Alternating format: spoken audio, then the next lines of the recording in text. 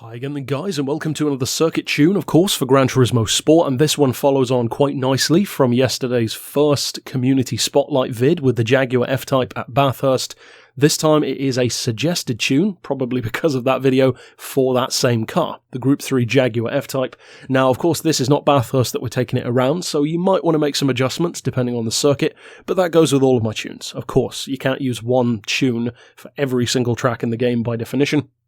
Now, as with all of these Group 3 cars, I have not adjusted the power or the weight, so if you do want to increase the power, or if the lobby that you're in will allow it, by all means do so, because it is an advantage. This just shows you what it can do without any of those advantages. Speaking of advantages, traction control and the tyres are the same as always, so no traction control. You can use some if you want to get used to it, of course, if you're maybe a slightly less experienced driver, for example.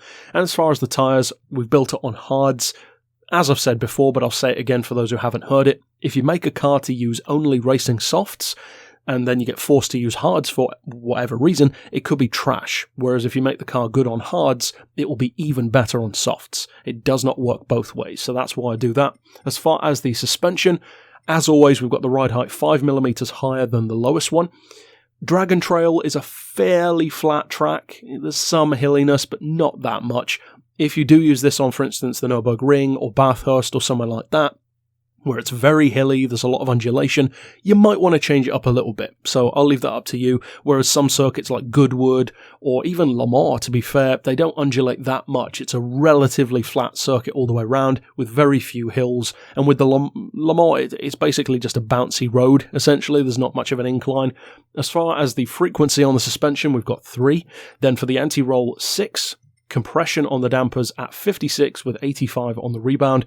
As far as camber, you've got a number of options because the car is naturally heavier through corners, but you can definitely make it more slippery with a few minor changes. So I've got 2 degrees of camber on the front, 1 degree on the back, as you can see. That makes the handling very much so to my preference, which is more like a slightly heavier Mercedes-AMG GTS style machine.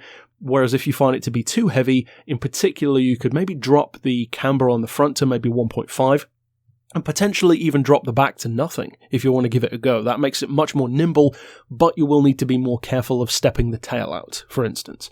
Now, as far as the toe angle, we've got neutral, as usual. You can use that if you want to. It's just my personal preference.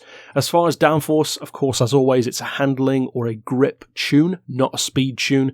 So we've got the downforce set higher, and again, that will depend on the track if you need top speed.